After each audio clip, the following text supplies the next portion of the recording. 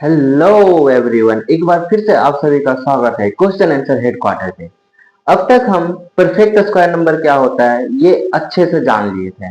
आज हम डिस्कस करेंगे स्क्वायर रूट के बारे में। उसके बाद डिस्कस करेंगे कि क्यों जो अभी तक हम परफेक्ट स्क्वायर नंबर निकालने का मेथड पढ़े थे वो जो है बहुत ज्यादा प्रॉब्लम क्रिएट करता है।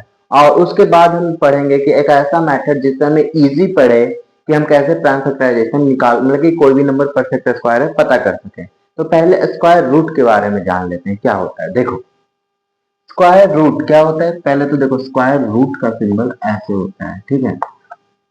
यहाँ पे कुछ नहीं होता है तो यहाँ पे 2 है। अगर ये क्यूब रूट होता ना तो यहाँ पे ऐसे होता है, ऐसे 3 लिखा होता।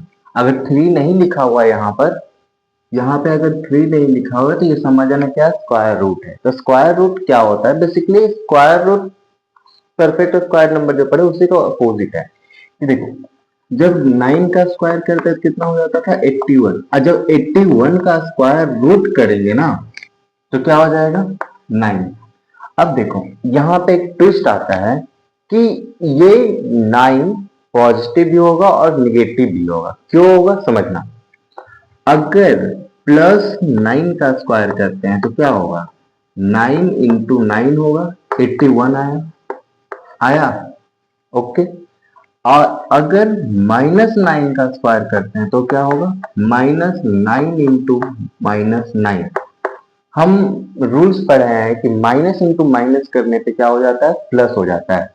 तो माइनस इंटू माइनस होगा क्या हो जाएगा +9 इंटू 9 81। दोनों के केस में आंसर क्या आया +81। तो इसीलिए जो अंडर रूट का जो वैल्यू होता है वो प्लस माइनस दोनों में होता है। तो उसी तरह से तुम कमेंट में बताओ कि 64 का अंडर रूट का वैल्यू क्या होगा, ये कमेंट करके बताओ। जब बात होता है स्क्वायर रूट का ना तो एक क्वेश्चन बहुत ही ज्यादा इंपॉर्टेंट होता है। ये क्वेश्चन मतलब कि सब तुमसे पूछेगा ही पूछेगा, ये बहुत ही ज्यादा इंपॉर्टेंट क्वेश्चन होता है। क्या होता है ये समझो। The area of a square is 49 centimetre square. Basically ये क्वेश्चन ना मेंसुरेशन चैप्टर का है, लेकिन हम यहाँ पे इसको डिस्कस कर लेते हैं। हम जब मेंसुरेशन पढ़ेंगे ना तो उसमें और अच्छे से डिटेल में डिस्कस करेंगे।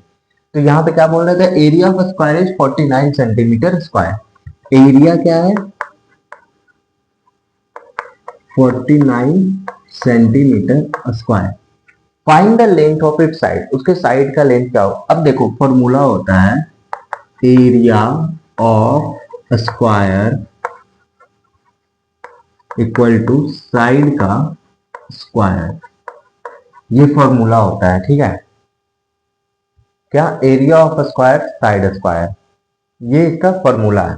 अब देखो एरिया कितना दिया हुआ है 49 दिया हुआ है, इक्वल टू हमारा साइड का स्क्वायर हो जाएगा। अब देखो किसका स्क्वायर करेंगे कि 49 आ जाएगा, बताओ। 6 का स्क्वायर करने में कितना आएगा 36, नहीं 7 का स्क्वायर करने में कितना आएगा 49। यानी कि अगर यहाँ पे 7 हुआ तो ये क्या आ जाएगा 49।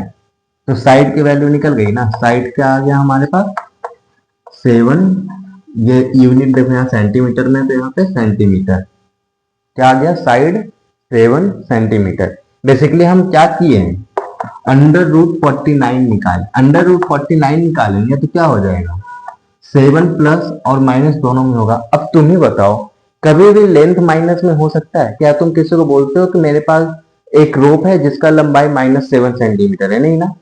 क्या बोलते हो +7 सेंटीमीटर, यानी कि 7 सेंटीमीटर बोलते हो। तो इसीलिए माइनस तो वैल्यू होगी नहीं तो क्या होगा 7 सेंटीमीटर।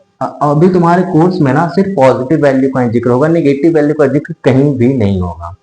तो समझ में आया कि नहीं, कमेंट करके बताओ। मिलते हैं अगले टॉपिक पे जिसमें हम अब देखते हैं कि प्राइम फैक्टराइजेशन अब हम सीखेंगे। बेसिकली अभी ये देखेंगे कि प्राइम फैक्टराइजेशन हमें क्यों सीखने की जरूरत पड़ रही है।